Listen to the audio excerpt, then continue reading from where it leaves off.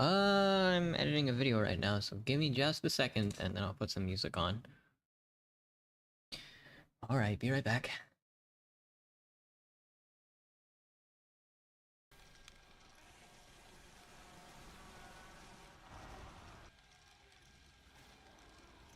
The creatures here express quite a strong virility. Their libido is only matched by their extreme aggression. Not just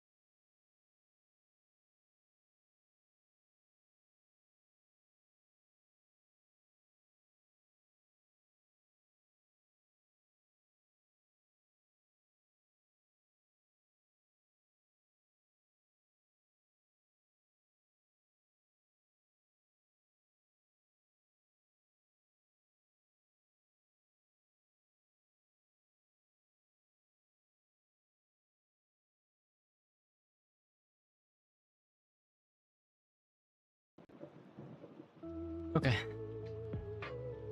I finished this video.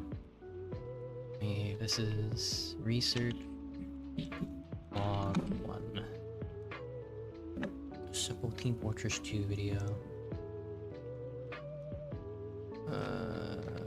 Finished. It goes and finished.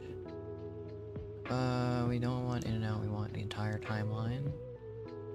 20 by 1080, add and render. Okay.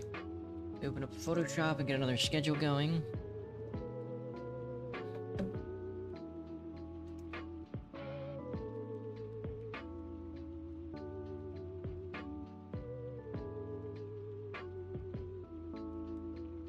The internet.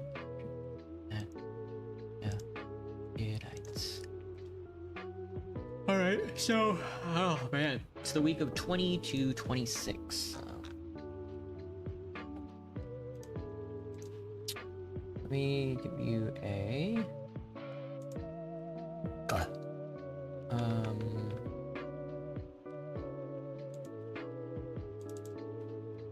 not image, game capture, got a window capture.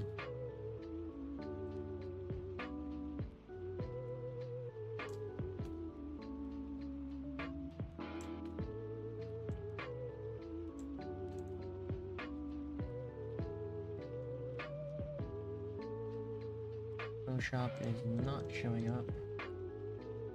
Photoshop no. Okay.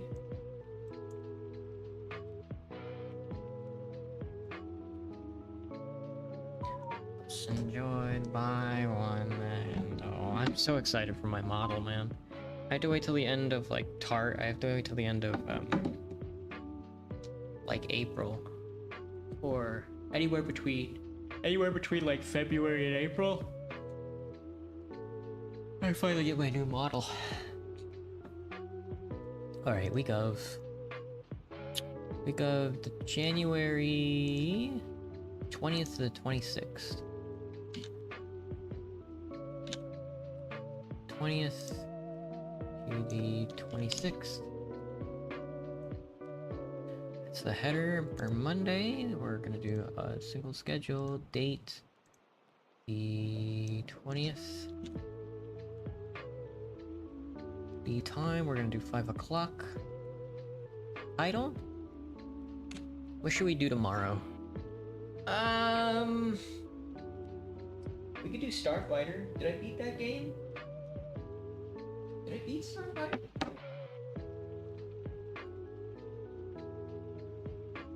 I think I did. I beat Pumpkin Jack, I didn't beat Starfighter.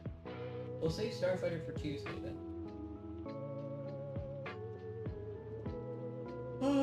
Give me a second. I'm tired today for some reason. I'm gonna like take a nap.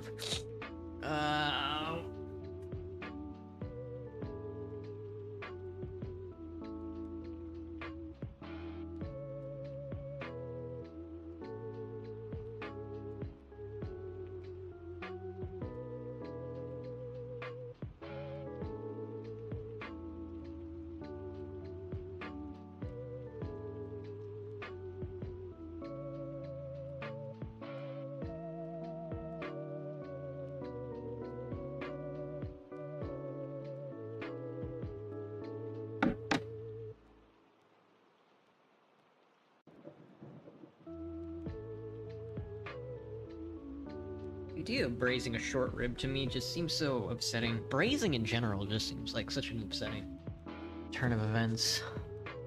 But what do we want to do tomorrow? Oh, Albion Online, of course. Albion Online. Wood cutting only. There we go. That's pretty good. Tuesday? Oh, I need to upgrade the video today as well. Remind me to do that myself. Tuesday 21, 5 o'clock. Star Wars Starfighter. Good. Wednesday, Team Fortress, The Bazaar, that's good. 17. Friday.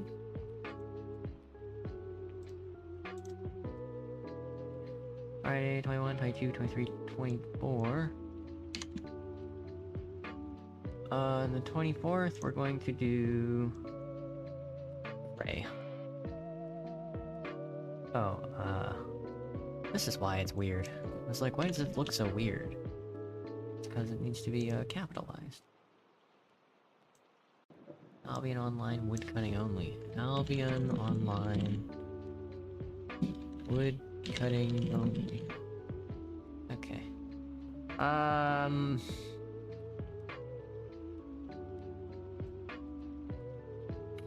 Wednesday. Wednesday, the date is the 22nd. And instead of the bazaar, let's do Delta Force. I really want to play a shooter right now. 23.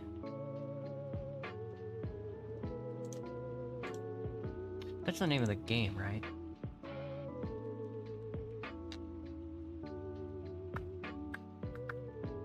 Yeah, Delta Force. Delta Force pistol only. Delta Force pistol only. Okay, and let's see here.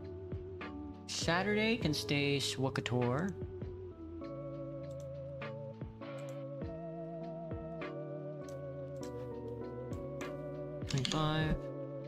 And that's a pretty simple schedule, I'll be honest. Not a whole lot thought put into it, huh? 26. I mean, it's going. There it is, there's my new schedule. Pretty simple, to be honest. I just have so much work to do that I need to get done. I haven't even done my dishes tonight. Oh, I think I'm gonna go for something simple, like salmon on a bagel or whatever. Or maybe... No, I have a ton of leftovers. I can't be eating salmon.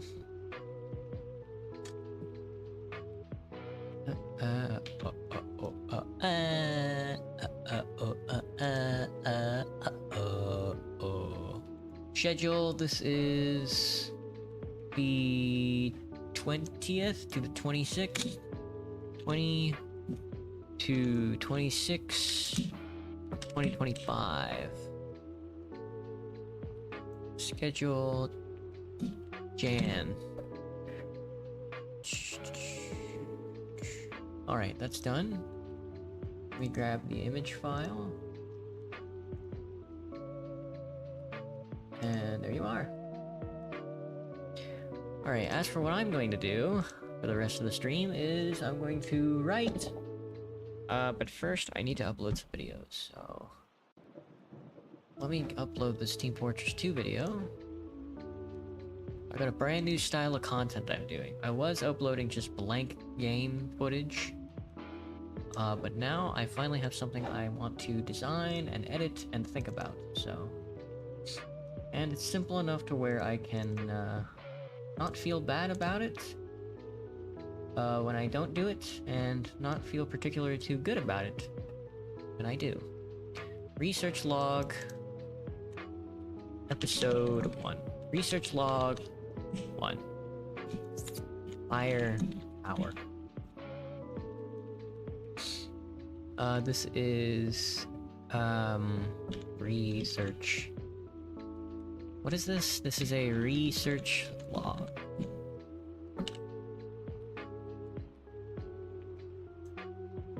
The description, recording found in the deserts of Arizona, of New Mexico. Comments, go to my email. Thumbnail is going to be just the stock standard thumbnail for now until I decide otherwise.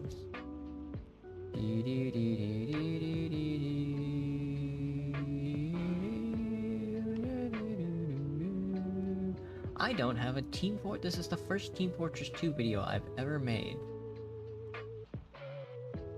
That is astounding. Okay, well, let me get a fucking... Jeez. Wow, that's really surprising. Indignation enjoyed by one and all. So come brothers and sisters, for the struggle carries on. The International unites the world in song. So come brothers and sisters, for this is the time and place. The international ideal unites the human race. There's a Best Buy development center next door. Boxcar, South Lake Union, sushi place, and basketball court.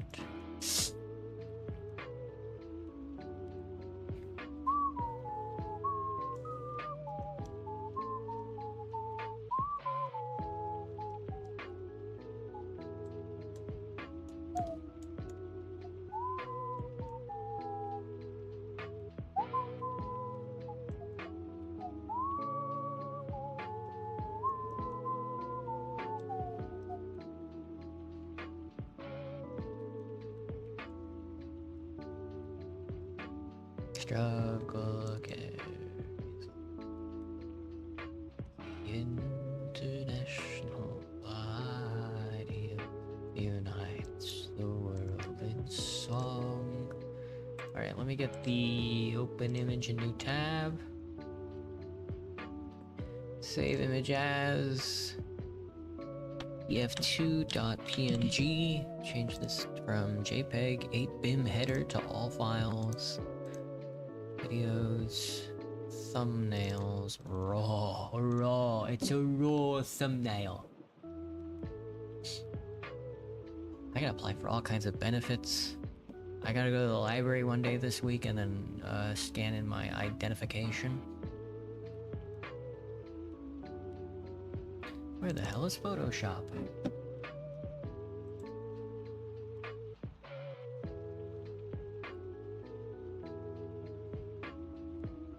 Why can you see that? There.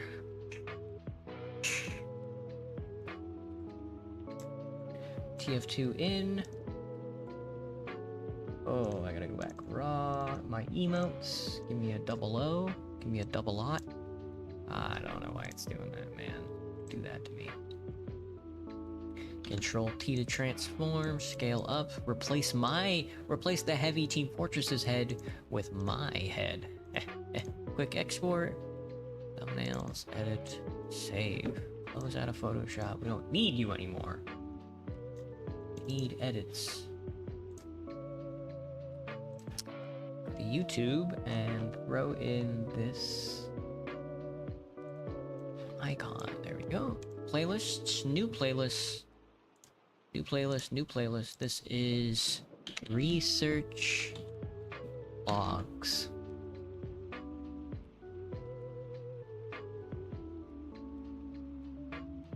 You've discovered a log. Take a listen for some hints to expand your gameplay. Public, it's gonna be date published oldest. Create the playlist. Add to the playlist.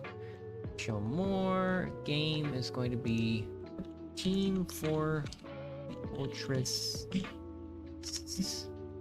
2. Comments off. Next. Make it public, publish. Alright. Now we go to... Hold on. Did I finish the other video? No, I didn't. Did I get a thumbnail for it? I did. I didn't upload it. I didn't even edit it, I guess. That's weird. Okay. Let's go back to media. Let's close out of this. Open it back up, along with Photoshop.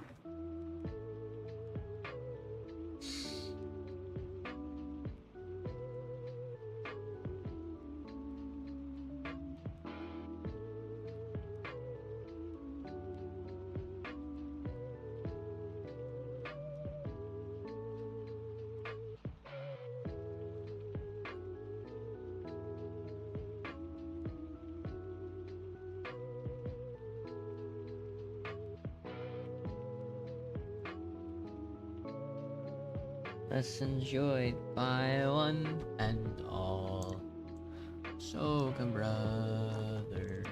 That's it. My sock has a big hole in it. This sucks, bro.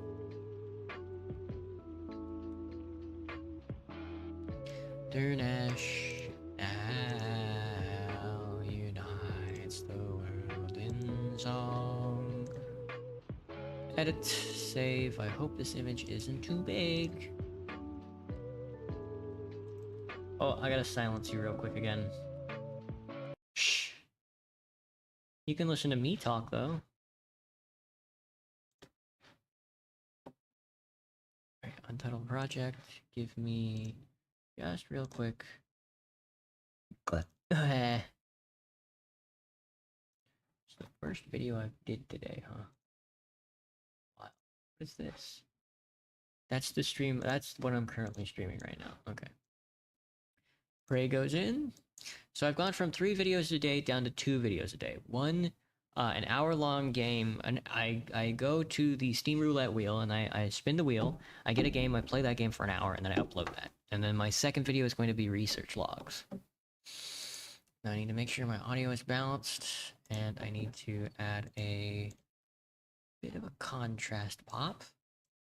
Stick that with a 0.125. Let's see. We are doubling because I always forget to turn off my audio.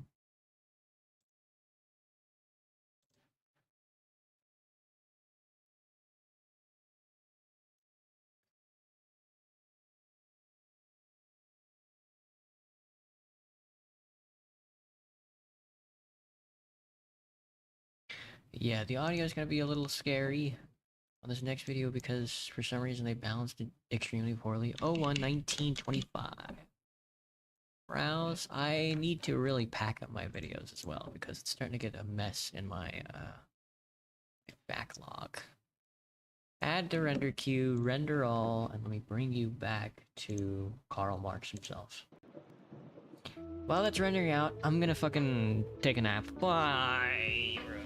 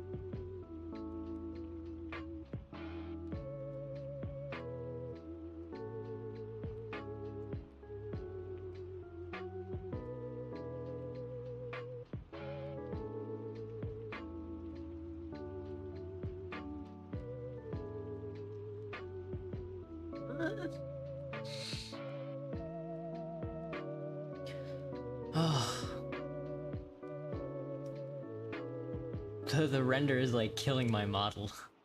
It's killing everything. Give it a second. It's got 2 minutes left. I think, I gotta do my dishes. Should I do that or should I write? I gotta finish this upload first. So much to do, so little time.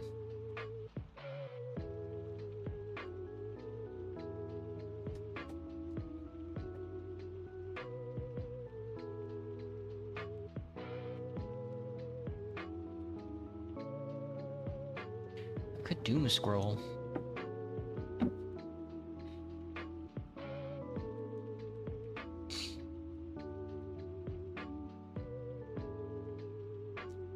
I love these videos I make because they're like an hour long, but I still haven't even gotten out of the tutorial. Tutorials take me like an hour, dude.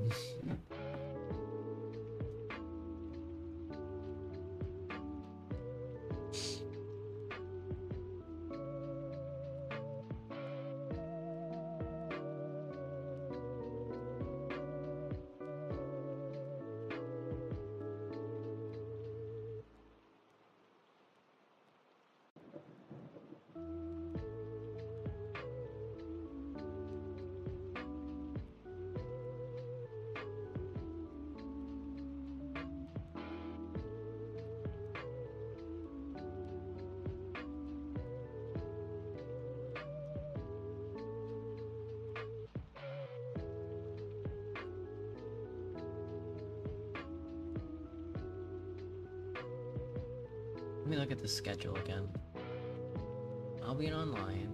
Starfighter, Fortress 2, Delta Force, Raid. Yeah, that's a pretty good lineup. That's a pretty casual lineup. And Coder 2. Coder 2 is kicking my ass, man.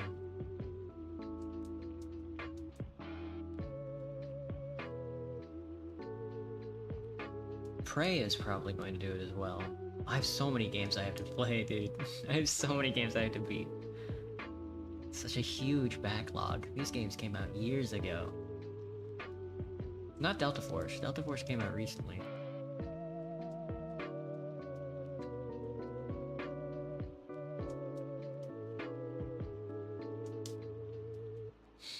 Alright, it's almost done rendering. 6, 5, 4, 3, 2, 1. There we go. Suddenly no dropped frames. Don't save that project. Let me go upload it real quick. Upload a video.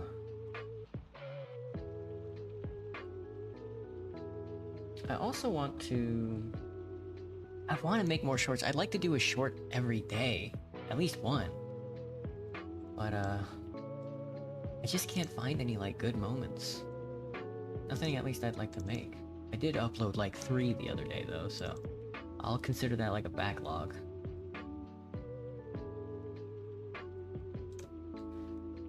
Right. Prey. What's a good title for this?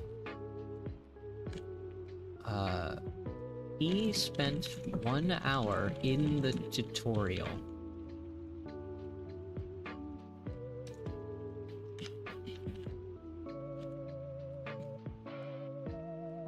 A good description, artist difficulty on. I almost died there too. Comments, go to my email. Theodore. Put this in gameplay. Show more, go down to category, Ray. 2006, 2017 is when Prey came out. Man. Oy vey. Make that public and publish. Okay. TikTok went down for like a day, man. It's really funny. Not even a full day, I don't think. Okay, those 2 are done. What else do I need to do tonight? I'm writing the last chapter of the... Okay. Whew, I'm on chapter 6. The last chapter. the last chapter of my second episode of my podcast, which is going to be about turning into a pizza and killing all the other pizza people. Who can resist? Who can resist such a delicious story?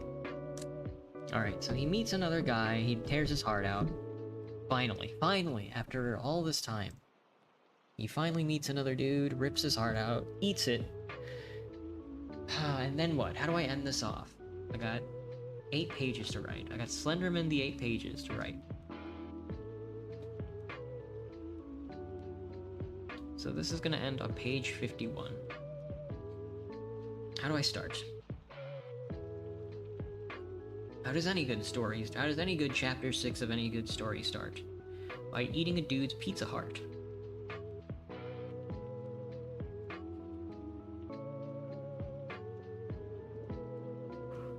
There's such like a deep intentionality here I can never wrap my head around. I think I would rather just stand up and go over to my sink and do my dishes.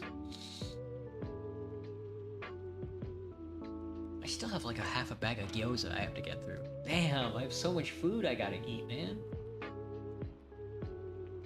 I only eat like once a day. And I just bought a big box of brownies today because I was really hungry for some. Oh no.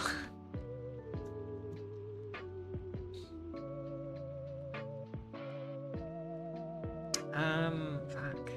Let me doom scroll on Blue Sky for a second. Find some inspiration.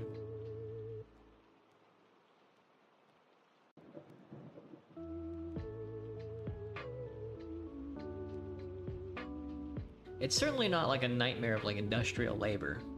I can't write that, I have zero experience with that. I mean, I'm working through the jungle right now, and it's a horrific nightmare, and if you tried to personify it, good god, I can't imagine what you'd be able to come up with, but I have no tangible experience with that. I do have a tangible experience with, like, having my brain be dissolved online, but how do you even need to personify that? It's so Protestant and up in your face that it's just like, here it is. Here's the nightmare. Well, I mean, I guess that's what I've been writing. The hell does that look like, though, at the end of the story? What the hell does this nightmare that we're living in look like at the end in 6 chapters? I mean, I guess you just die. But do I want to write that? That's not really what a tragedy looks like, though.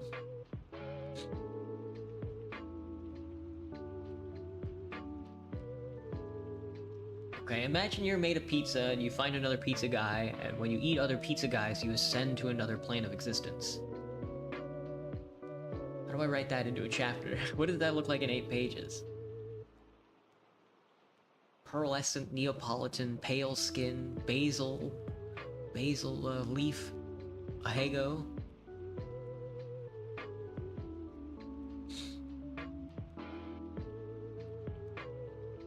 Olive eyes. Muscular, but with no muscle, it's just pure cheese protein.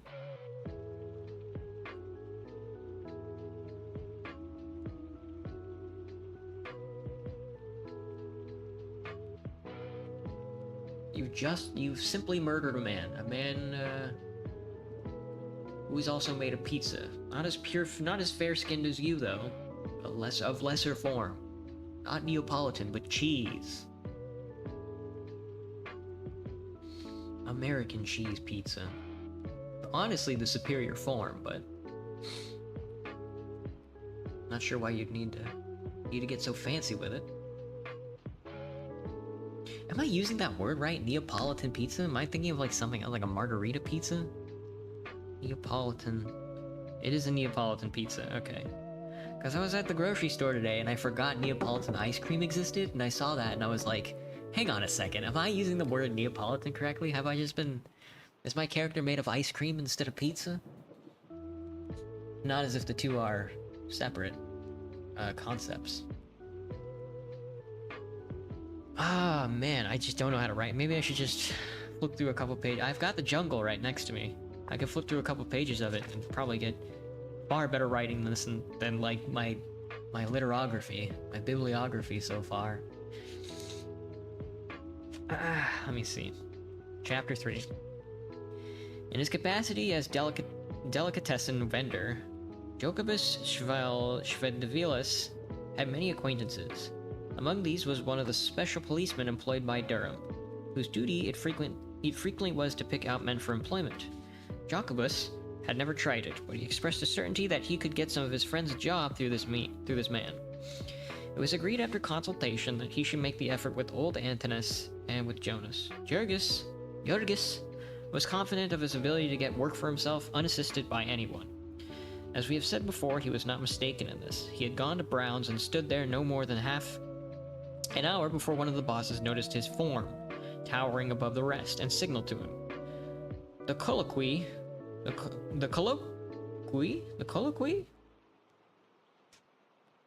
me look. Colloquy. Oh, no pronunciation. That's an old-ass word. Colloquy. How to pronounce colloquy? Colloquy. Colloquy. That's a lot better. That rolls off the tongue, not like colloquy. Colloquy. Colloquy. Colloquy? Okay. The colloquy which followed was brief and to the point. Speak English? No. Lithuanian. Jurgis had studied this word carefully. Job? A nod. Worked here before? No. Stand. Signals and gesticulations on the part of the boss. Vigorous shakes in the head of Jurgis. Shakes of the head of Jurgis. Shovel guts? No. Stand. More shakes of the head. Zarnos Pagakits Slota. Imitative motions. Yeah. Sidor. Duris? Pointing. Ja. Tomorrow. 7 o'clock. Understand? Ritoj. And then a bunch of other Lithuanian words. Thank you, sir. And that was all. Jurgis turned away, and then in a sudden rush, the full realization of his triumph swept over him, and he gave a yell and a jump and started off on a run. He had a job. He had a job. And he went all the way home as if upon wings and burst into the house like a cyclone, to the rage of the numerous lodgers who had just turned in for their daily sleep. Meantime, Jokobus had been to see his friend, the policeman, and received encouragement, so it was a happy party. There being no more to be done that day, the shop was left under the care of Lucia, and her husband sallied forth to show his friends the sights of Packingtown. Jokobus did this with the air of the country. I feel so bad for fucking up these Lithuanian names, man. Or Latvian? Lithuanian? I'm sorry. Of all the visitors of his estate, he was an old-timer resident. Sorry, let me restart. Jokobus did this with the air of the country gentleman escorting a party of visitors over his estate. He was an old-time resident, and all these wonders had grown up under his eyes, and he had a personal pride in them. The Packers might own the land, but he claimed the landscape, and there was no one to say nay to this. They passed down the busy street that led into the yards. It was still very early morning, and everything was at a high tide of activity. A steady stream of employees was pouring through the gate, employees of the higher sort at this hour, clerks and stenographers and such. For the women there were waiting big two-horse wagons, which set off at a gallop as fast as they were filled. In the distance, there was heard again the lowering of the cattle, a sound of a far-off ocean calling.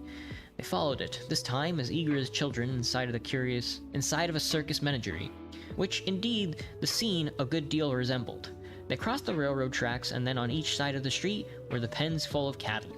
They would have stopped to look, but Jokobus hurried them on, to where there was a stairway and a raised gallery from which everything could be seen. Here they stood, staring, breathless with wonder. There is over a square mile of space in the yards, and more than half of it is occupied by cattle pens. North and south, as far as the eye can reach there stretches a sea of pens, and they were all filled. So many cattle, no one had ever dreamed existed in the world. Red cattle, black, white, and yellow cattle, old cattle and young cattle, great bellowing bulls and little calves not an hour born, meek-eyed milch cows and fierce longhorn Texas steers. The sound of them here was as of all the barnyards of the universe. And as for counting them, it would have taken all day simply to count the pens. Here and there ran long alleys, blocked at intervals by gates, and Jokobus told them that the number of these gates was 25,000. Jokobus had recently been reading a newspaper article which was full of statistics such as that, and he was very proud as he repeated them and made his guests cry out with wonder. Jurgis too had little of this sense of pride. Had he not just gotten a job and become a sharer in all this activity, a cog in his mind, a cog in this marvelous machine? Here and there about the alleys galloped men upon horseback, booted and carrying long whips. They were very busy, calling to each other and to those who were driving the cattle. There were drovers and stock raisers who had come from far states, and brokers and commission merchants, and buyers for all the big packing houses. Here and there they would stop to inspect a bunch of cattle, and there would be a parley, brief and businesslike. The buyer would nod or drop his whip, and that would mean a bargain, and he would note it in his little book, along with the hundreds of others he had made that morning. Then Jokubus pointed out the place where the cattle were driven to be weighed. Upon a great scale that would weigh in 100,000 pounds at once, and recorded it automatically. It was near to the east entrance that they stood, and all along this east side of the yards ran the railroad tracks, into which the ears were run, loaded with cattle. Which the cars were run, loaded with cattle. All night long this had been going on, and now the pens were full. By tonight they would all be empty, and the same thing would be done again. "And what will become of these creatures?" cried Teta Elizabetta.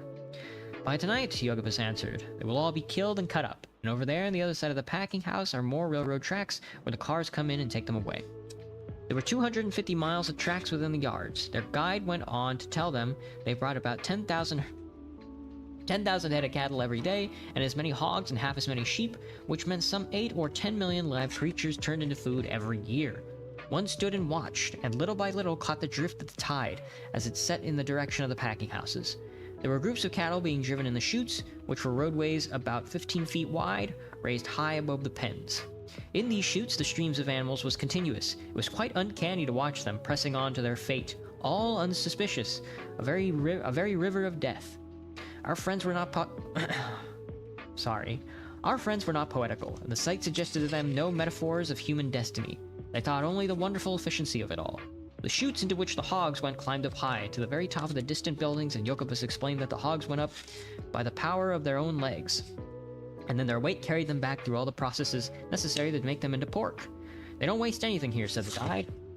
And then he laughed and added a witticism, which he was pleased that his unsophisticated friends should take to his own. "They use everything about the hog except the squeal." In front of Brown's General Office building there grows a tiny plot of grass, and this, you may learn, is the only bit of green thing in Packentown. Likewise, this jest about the hog and his squeal, the stock and trade of all the guides, is the one gleam of humor that you will find there. After they had seen enough of the pens, the party went up the street to the massive building which occupied the center of the yards. These buildings, made the brick and stained with innumerable layers of Packentown smoke, were painted all over with advertising signs, from which the visitors realized suddenly that he had come to the home of many of the torments of his life. It was here that they made those products with the wonders of which they pestered him so, by placards that defaced the landscape when he traveled, and by staring advertisements in the newspapers and magazines, by silly little jingles that he could not get out of his mind, and gaudy pictures that lurked for him around every street corner. Here was where they made Brown's Imperial hams and bacon, Brown's dressed beef, Brown's Excelsior sausages. Here was the headquarters of Durham's Pure Leaf Lard, and Durham's breakfast bacon, Durham's canned beef, potted ham, deviled chickens, Peerless fertilizer. Entering one of the Durham buildings, they found a number of other visitors waiting. Before long, there came a guide to escort them through the place. They make a great feature of showing strangers through the packing plants, or as a good advertisement. But Ponas Jokubus whispered maliciously that the visitors did not see any more than the packers wanted them to. Ponas? What is that word? Something that makes an annoying noise for a long time. Interesting. They climbed a long series of stairways outside of the building to the top of the 5 or 6 stories. Here were the chute, with its river of hogs, all patiently toiling upward. There was a place for them to rest and cool off, and then through another passageway they went into a room from which there was no returning for the hogs. It was a long, narrow room with a gallery along it for visitors. At the head there was a great iron wheel, about 20 feet in circumference, with the rings here and there almost along its edge. Upon both sides of this wheel there was a narrow space, into which came the hog at the end of their journey. In the midst of them stood a great burly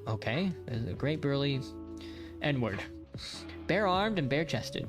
He was resting for the moment, for the wheel had stopped while men were cleaning up. In a minute or two, however, it began slowly It began slowly to revolve, and then the men upon each side of it sprang to work.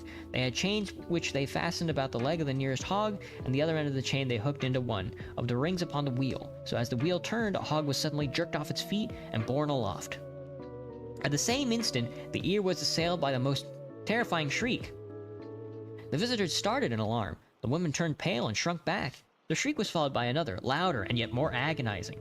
For once started upon that journey, the hog never came back. At the top of the wheel, he was shunted off upon a trolley and went sailing down the room. And meantime, another was swung up, and then another, till there was a double line of them, each dangling by a foot and kicking in a frenzy and squealing. The uproar was appalling, perilous to the eardrums. One feared there was too much for sound for the room to hold, that the walls must give way or the ceiling crack. There were high squeals and low squeals, grunts and wails of agony. There would come a momentary lull and then a fresh outburst, louder than ever, surging up to the deafening climax. It was too much for some of the visitors, and men would look at each other, laughing nervously, and the women would stand with hands clenched and the blood rushing to their faces, and the tears starting in their eyes. Meantime, heedless of all these things, the men upon the floor were going about their work. Neither squeals of hogs nor tears of visitors made any difference to them.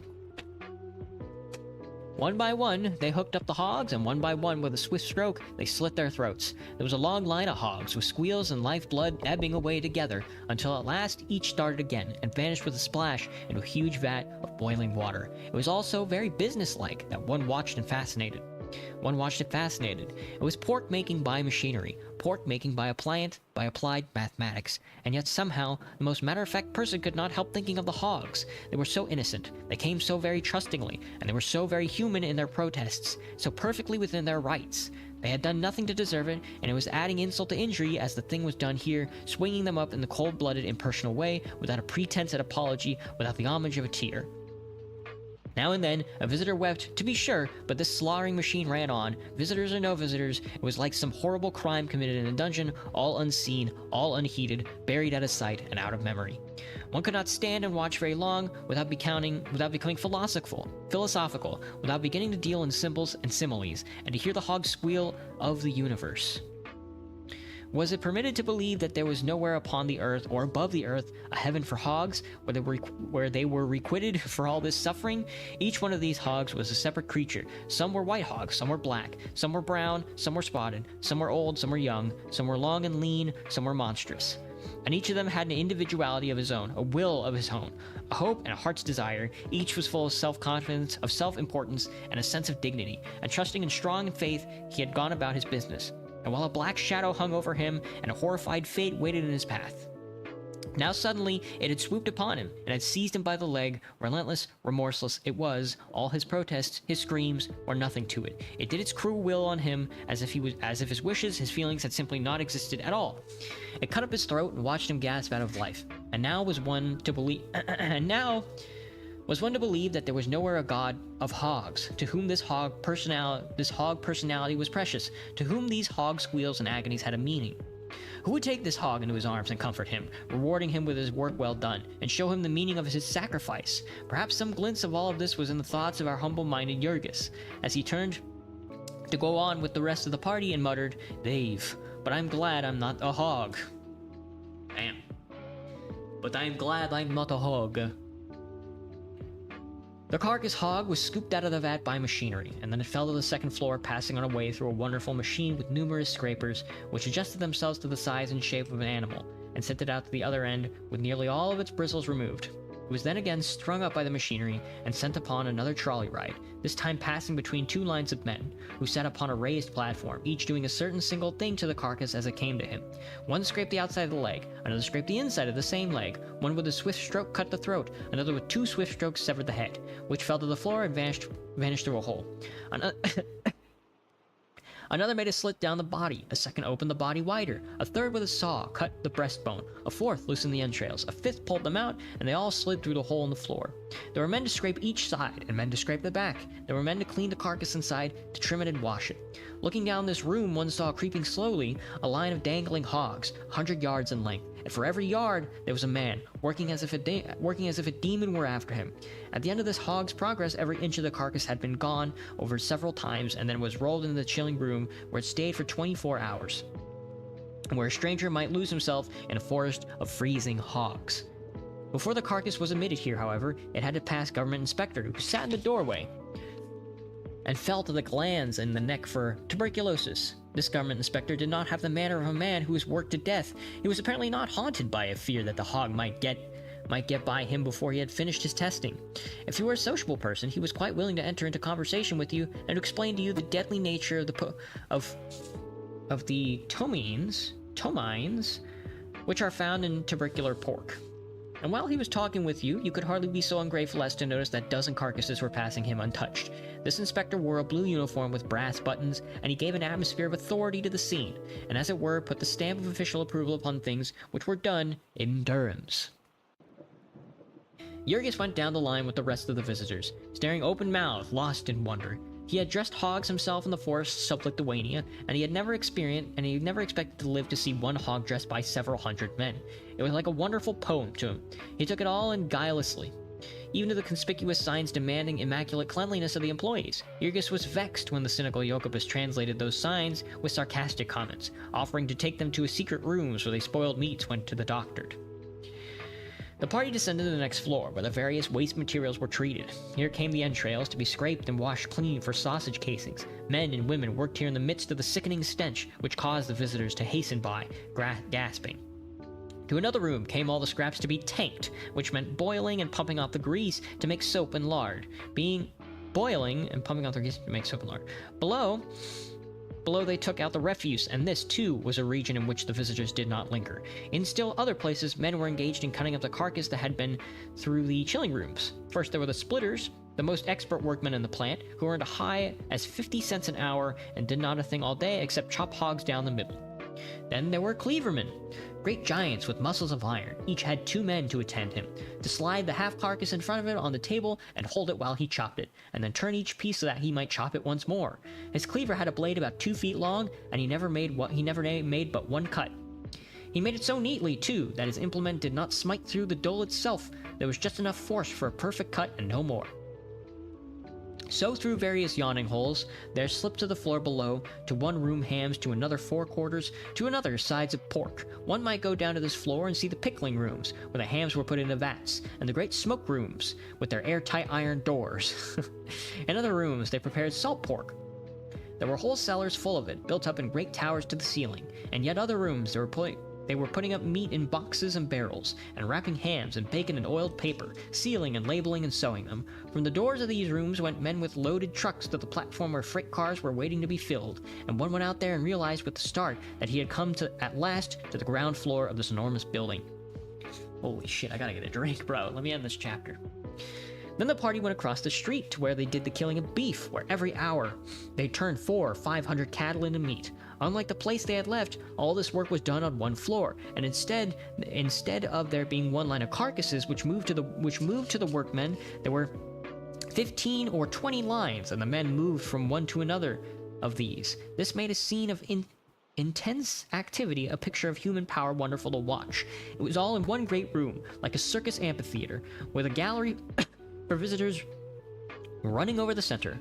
Along one side of the room ran a narrow gallery, a few feet from the floor, into which gallery the cattle were driven by men with goads, which gave them electric shocks.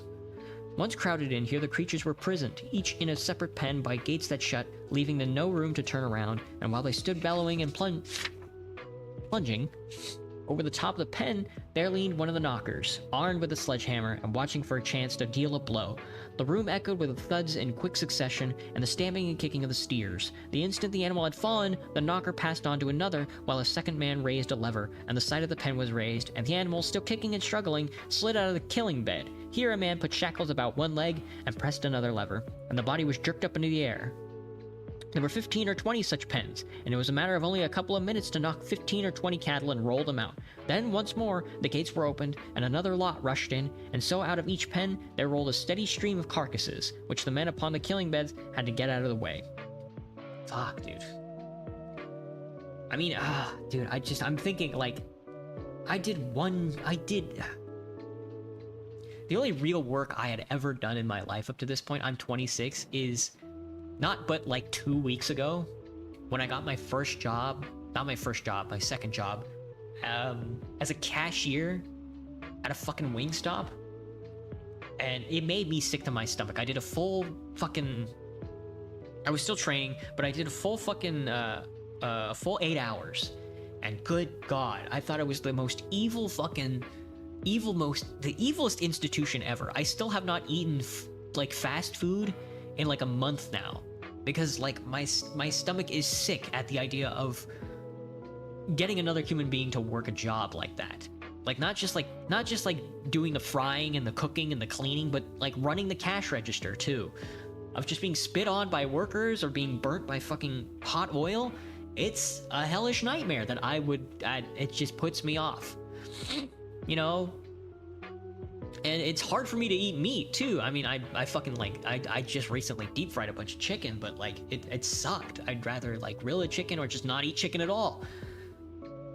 And, you know, I think by the end of this book, I think I just might just be completely vegan, you know? I'm already a communist. I already, like, want to dismantle this whole fucking thing. I can't even take it a step further.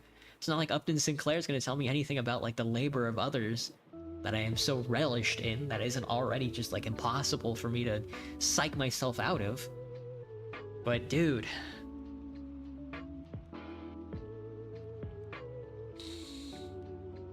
God... that is it, man. Philosophy, I mean, first you write, you give a deep a description as you possibly can, and then the philosophy comes afterward for everybody else. It's a fucking tough read, because I started this book, I started The Jungle like 2 months ago. And only now am I just starting chapter 3, and it's hard to fucking muscle through. It's not just the beef and the pork and the animal slaughtering, just how fucking furrowed and awful it is. But it's the workers are also machine. That's the whole point of the book. It's to tell you that, like, it's not just the animals that are being slaughtered, the people are being fucking slaughtered too. And by the end of this book, you know, I can only imagine it pushing more of my resolve into the revolutionary project. Whatever is there for me to fucking find. It's not as if we have one here in America in the first place, but, like, what else is there to fucking believe in? The whole thing has to be fucking torn down. Because I gotta tell you, one fucking shift at a Wingstop, I've never seen such evil. I've never seen such evil. Talking to the manager, hearing her problems, and just listening to her bitch and moan about her fucking workers, and patting herself on the back about how she fucking reinvented the place, dude. Evil. Evil. Fucking evil. Some of the evilest shit I'd ever heard in my fucking life. And I can only imagine what a fucking 19th century stockyard is going to show me. Good fucking God. 15 or 20 such pens, and it was only a matter of a couple of minutes to knock killing beds out of the way. The manner in which they did this was something to be seen and never forgotten. They worked with furious intensity, literally upon the run, at the pace of which there is nothing to be compared except a football game. It was all highly specialized labor, each man having his task to do. Generally, this would consist of only 2 or 3 specified cuts, and he would pass down the line of 15 or 20 carcasses, making these cuts upon each. First there came the butcher, to bleed them. This meant one swift stroke, so swift that you could not see it, only the flash of the knife. And before you could realize it, the man had darted onto the next line, and the stream of bright red was pouring out upon the floor. This floor was half an inch deep with blood, in spite of the best efforts of men who kept shoveling it through the holes. It must have made the floor slippery. But no one could have guessed this by watching the men at work.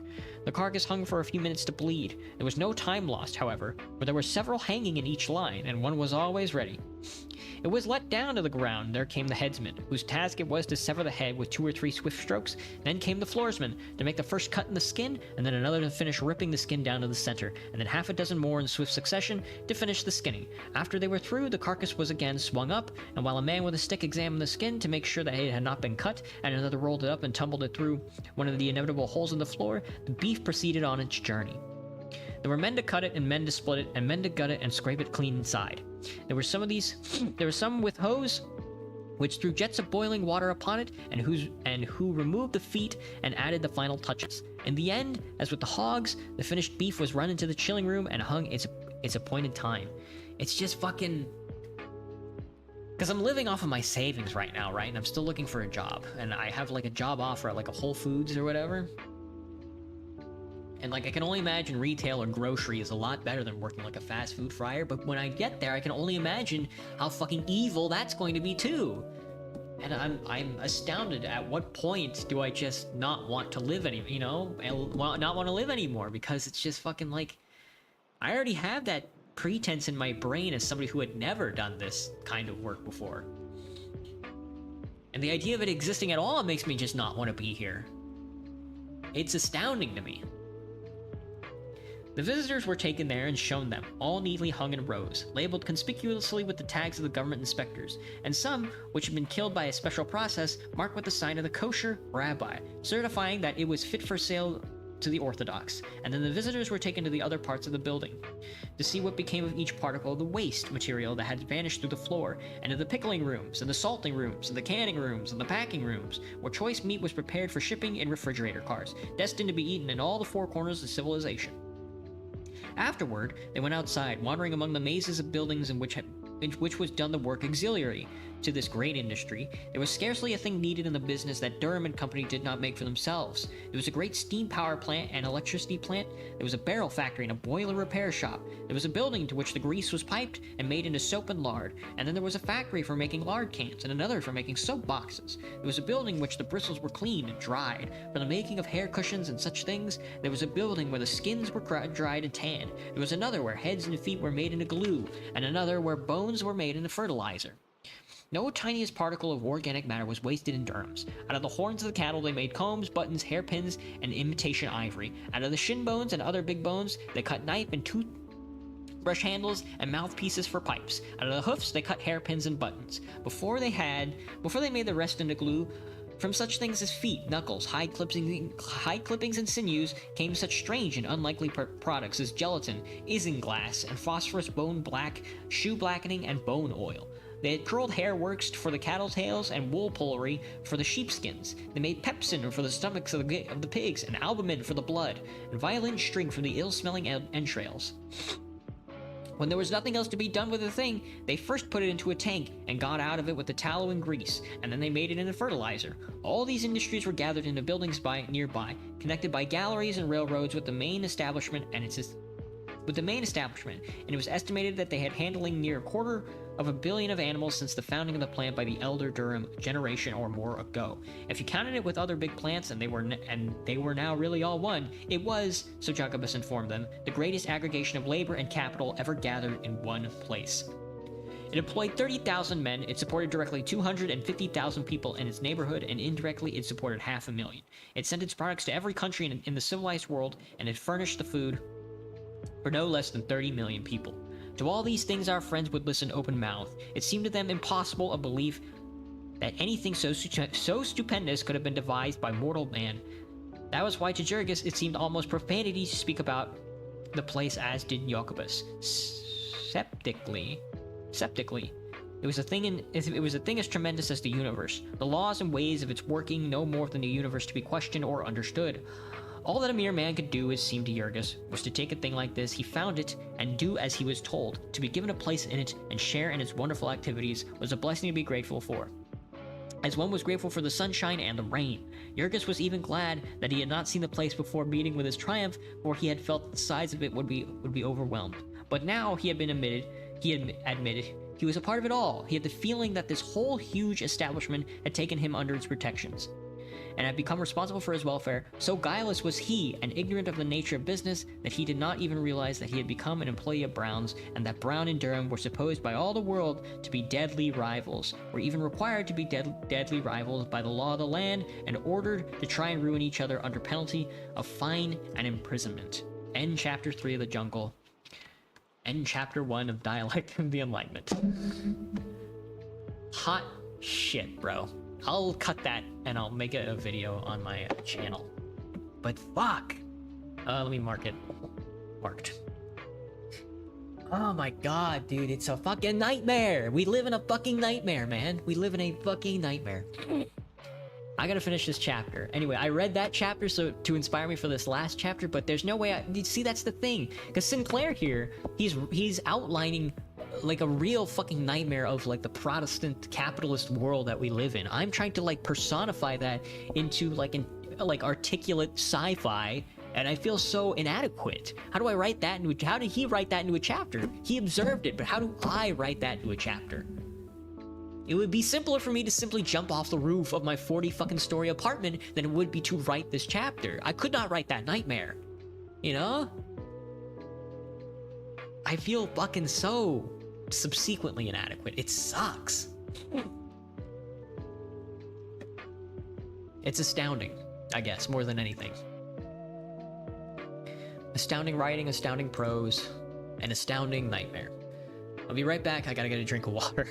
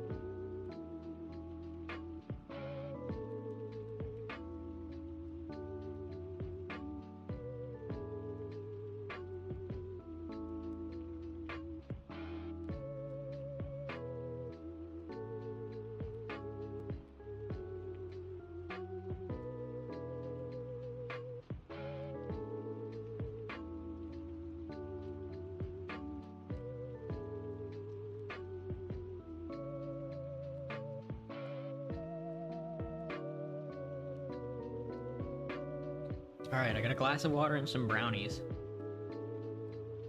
Mmm.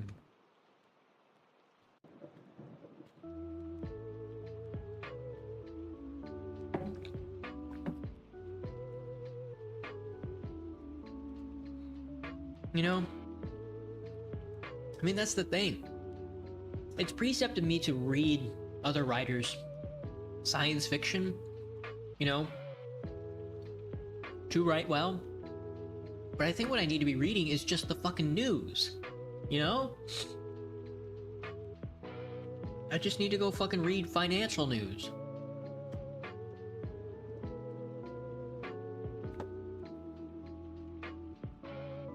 Because that's where, like, the real nightmare lies.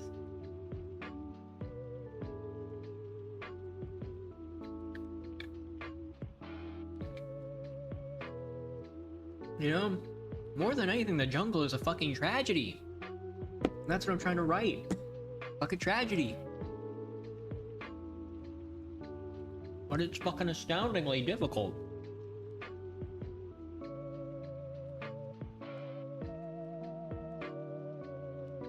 Because it's not like I care if I'm writing pop science fiction. I don't really care about making, like, if I'm making slop or not. That's not what matters. What matters is I'm trying to outline the fucking tragedy that we live within. It's cringe? Of course it's gonna be cringe. The whole thing is fucking cringe, man. That's the only thing to be nowadays. That's the problem. People keep telling you you have to kill the cringe part of yourself. It is impossible to act in this society now without being cringe. There is no part of you that is cringe because the whole thing is cringe. For you to kill the part of yourself that is cringe, you'd have to just destroy society. You'd have to live like an earnest life under a different society. But you can't do that in this society, so you have to be cringe. Because being earnest in this society is being cringe. If it's one and the same, then you can't escape it. So it literally does not matter what you do.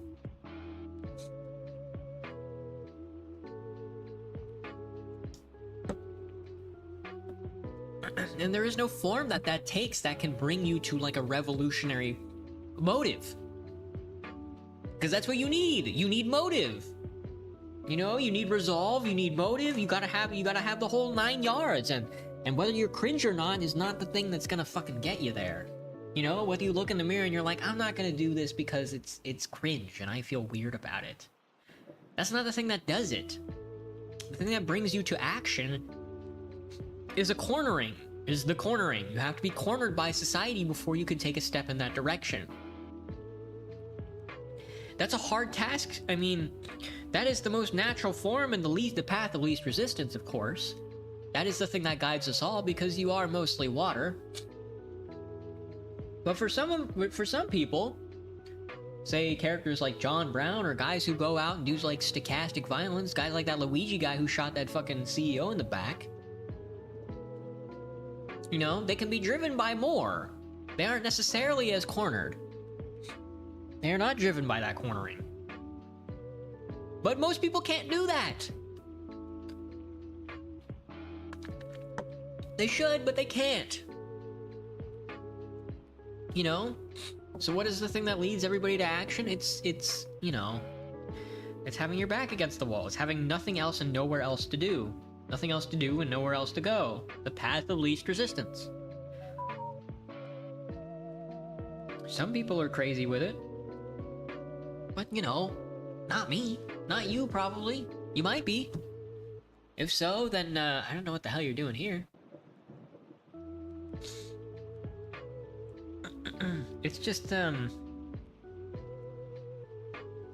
it's astonishing, I guess. Fucking, ugh. It's a tragic fucking book. It's a tragic book. Tragic book that I'm trying to match in its tragedy. You know, I mean, I can open up like a news article, right? You can open up any fucking news website right now. Google News. Google News home for you. First fucking top story, Sunday, January 19th, The Brief. Top story, PBS News 6 hours ago. Watch Trump lay wreath at Arlington National Cemetery, Tomb of the Unknown Soldier. What the fuck? What the fuck? You know, how is that not a tragedy? A guy like Trump, Arlington National Cemetery, Tomb of the Unknown Soldier. There's so much there that you could write. I couldn't, but you could. Like, it's there. That's absolutely something that can dissolve in the deluge, but it's absorbed into society. It's not something that would energize anybody. I'm not saying I want to write anything energizing.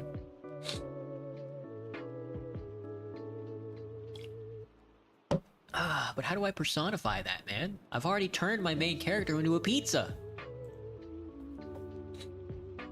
What more do you want, man? I've already turned my main character into a pizza.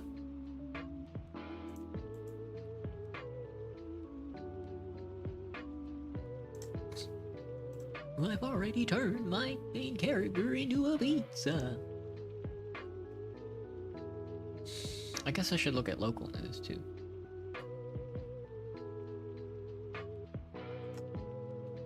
Locale.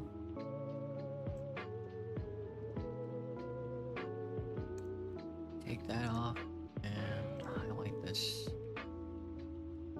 God, the Blue Angels are coming to Seafair Spectacle.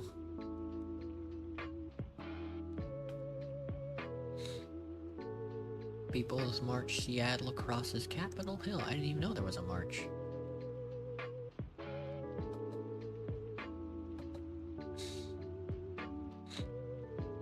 Homicides in East Precinct. Seattle musicians. Presidential inauguration.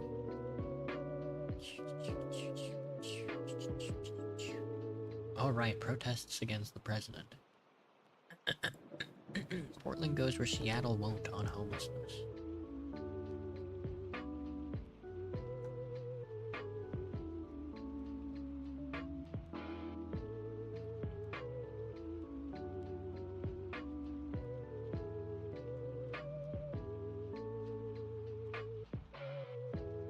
Jeopardy coming to Seattle.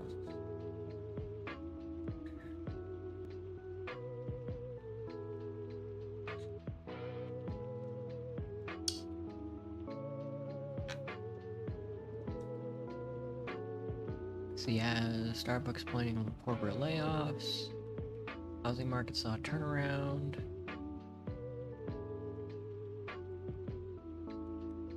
Why am I reading this, man? Give me hope. Give me top stories.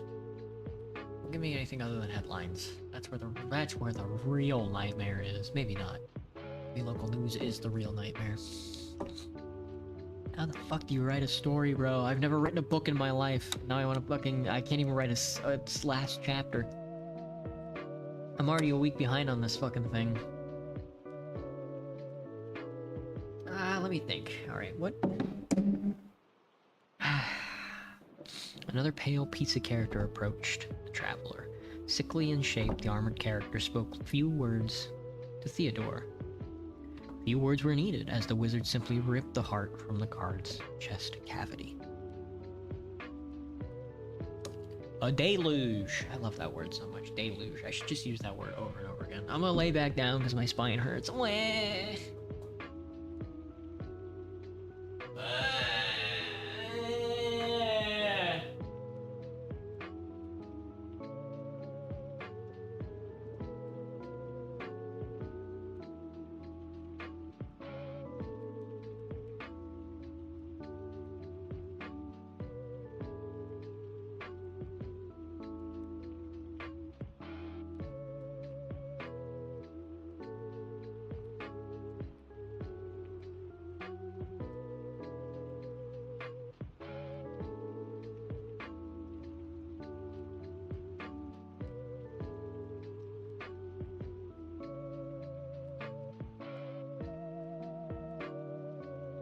Just an extreme feeling of powerlessness.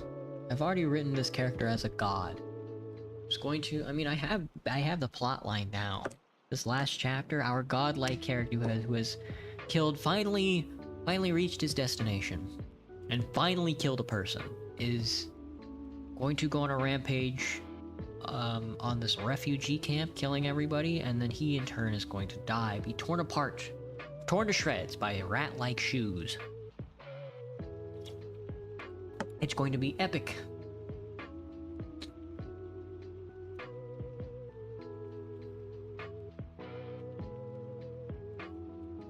Epic. It's going to be epic. I think 2 hours is a pretty good stream time. I can upload the video, and then I have to do my dishes, man. I'm sorry. I have so many dishes I have to do. It's such a tiny strainer. I have to use my, I still haven't even gotten all the eye gunk out of my eyes from this morning.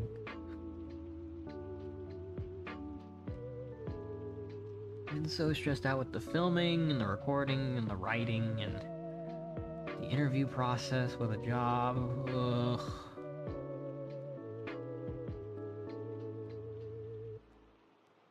How much is 21 bucks an hour, man? Fuck.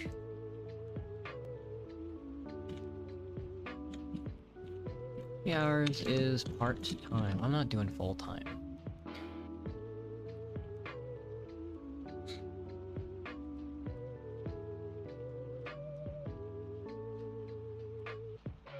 To 29 hours being the most common range.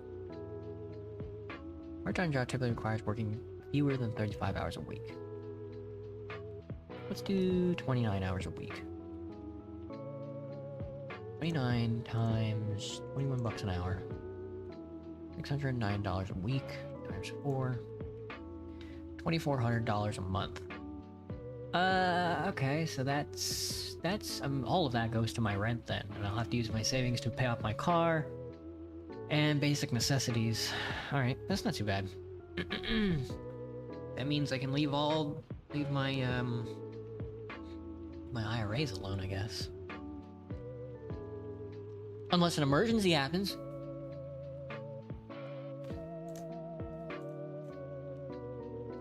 But you know, holy shit, that's just below the poverty line. $29,000. Dude, I'm not gonna get help. I'm gonna lose all of my health insurance. Right now I'm paying like 50 bucks for health insurance because of premium tax credits. But all that's gonna fucking like disappear. That's hilarious. That is hilarious.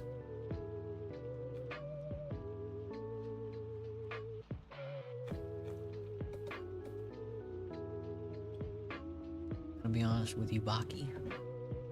Perusing through Discord. Nothing interesting happening there. Nothing interesting happening in the news. Nothing interesting happening on my channel. Excuse me. The only thing interesting happening right now is this fucking empty chapter in front of me. And I gotta get to page 51, 8, 9, 10, 11. 8, 9, 10, 11, yeah. I gotta write 8 pages. I gotta write Slenderman the 8 pages. Hey, man.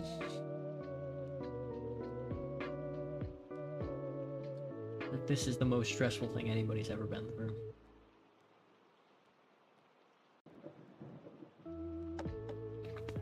I almost spilled water all over my Hoshikawa babe. I think I probably would have jumped off my building if I did that. Just saying. Just saying. What am I doing tonight? Oh fuck! I got a bunch of okonomiyaki and fried chicken I gotta eat. I think I'll do another chicken sandwich tonight, and another okonomiyaki slice.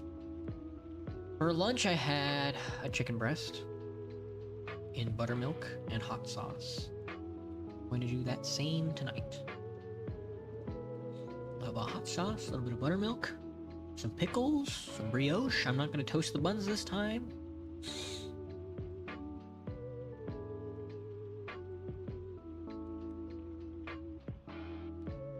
And then I'm going to microwave it.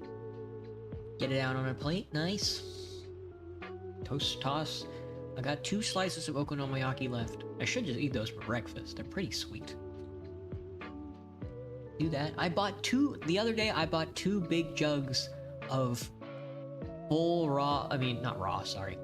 strength cream, full heavy cream, because I've been using a fuck ton of cream in like pasta recently. And then I bought today at the interview at Whole Foods, they had half off on Parmesan, so I bought a fucking massive brick of Parmesan. Bro, there's fucking nothing better than chopping up like 3-month-old basil that the food bank gave me and putting it into a pan with some half off Parmesan, some full strength cream, and some fucking noodles, man. It's fucking delicious. It's fucking delicious.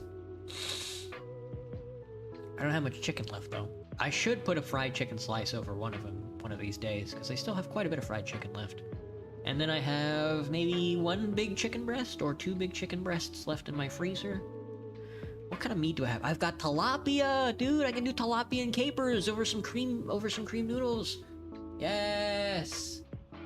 Yes. Let me look at wine pairings, because I don't drink alcohol, but I've been getting a lot of Concord grape juice from the food bank, and it's basically red wine. That's what wine is. It's grapes. What wine goes with what food? Wine pairings. White wine pairs well with white meat. See, I've been drinking effectively red wine with white meat. Red meat goes with stews and venisons and red meat. Oh, well, that's really convenient. White wine goes with pasta. There you go. See, white meat and pasta is white wine, but I've been drinking Concord grape juice, which is a very deep red grape juice, instead of green grape juice, which is the white grape juice. So 6:42. You know what? I might, after I end the stream, I might just run down to Target again and grab a bottle of white grape juice. Where's my app? Let me see if they even have it there. Grape juice. They've got red and they've got... Oh, they don't have white. They might have white. I'm only seeing Concord here. I might have to get sparkling. I might have to get a bottle of sparkling grape juice. No, there it is. White grape juice. $3.79. Only 5 left at Seattle Pike Plaza. I shouldn't have said that out loud. Now you know where I live. Now you know which Target I go to.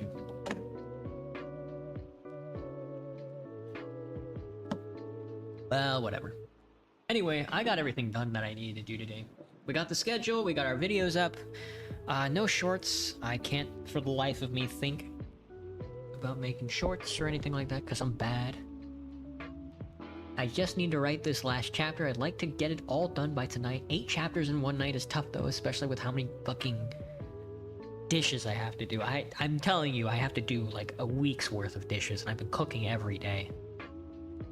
Although only 1 meal, because I only eat 1 meal nowadays.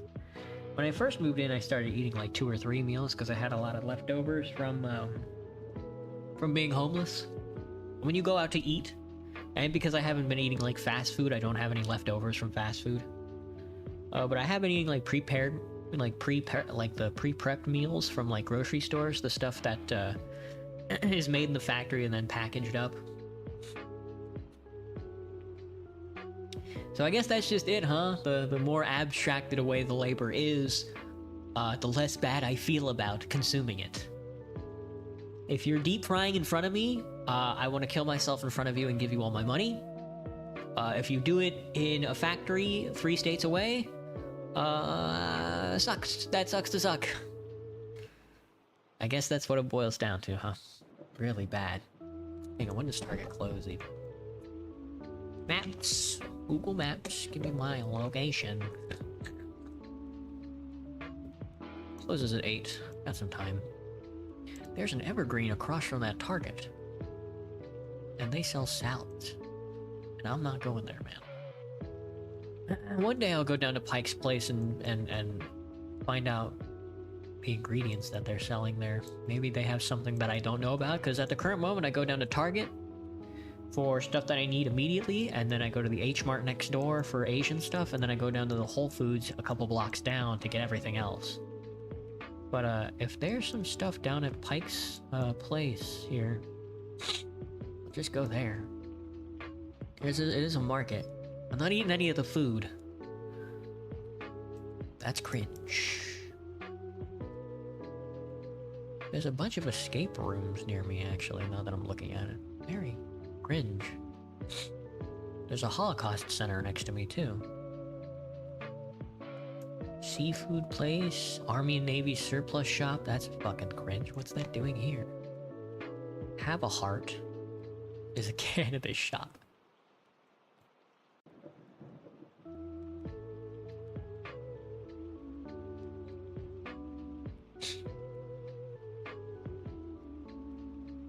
El Cacho.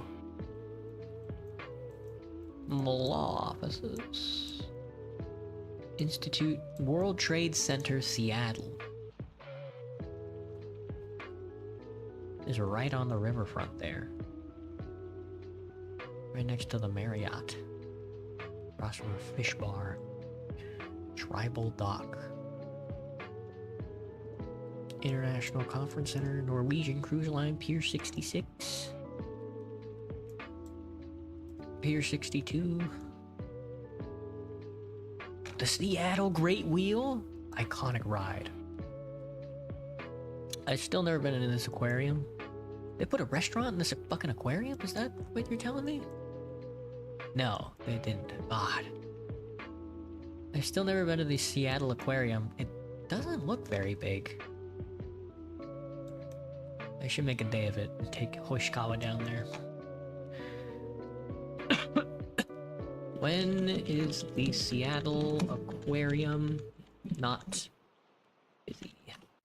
Usually when I want to go do something, I do it on like a Tuesday morning.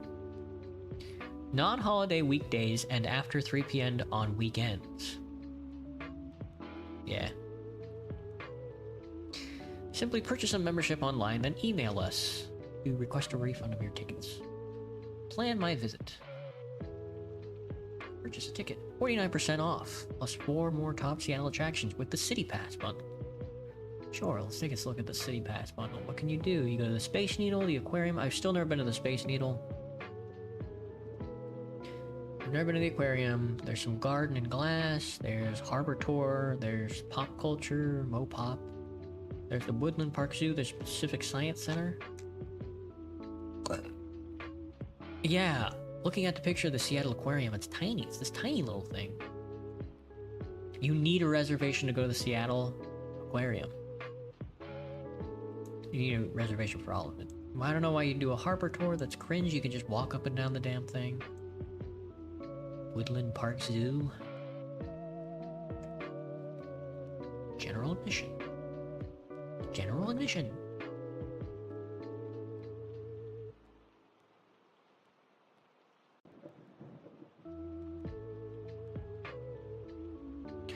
Navigate our campus. Traveling by car? It'd be on foot, don't worry. King County Trip Planner. Oh, there's a whole route.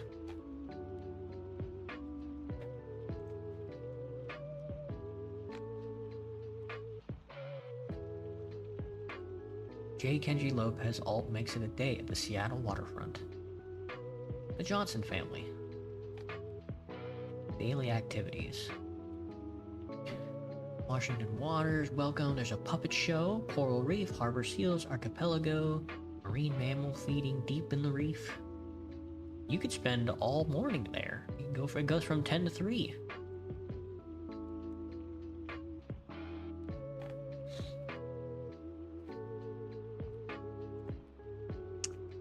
What kind of animals you got?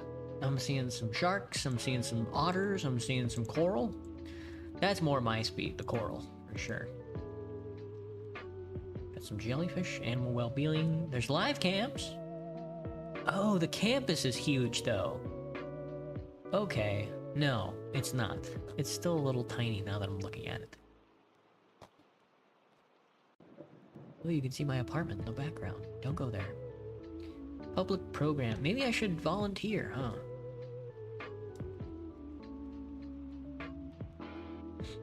Let's see, about us. Volunteer. What kind of jobs they got for volunteering? Adult programs. Yep, I'm an adult. The Cedar River Salmon Journey. You grab a salmon and you fucking rip it apart like a grizzly bear. Interpretation, divers, interpreters, life science volunteers, assist animal care staff with a variety of tasks. That sounds more my speed. I don't want to interact with people. I would rather have like a pigeon bite me and then have the doctor stick a needle in it.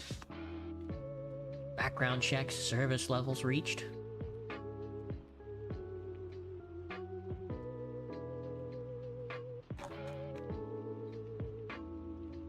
No volunteers open for this position? At this time. Only divers and interpreters do they have positions open. Well, if I knew Chinese, Japanese, or anything really. Okay, I see. They have like a whole campus that you walk around in, and then the building is the thing you go into to see the fish. Well, one day. Anyway, I'm gonna call that a night. Thanks for watching. Bye-bye!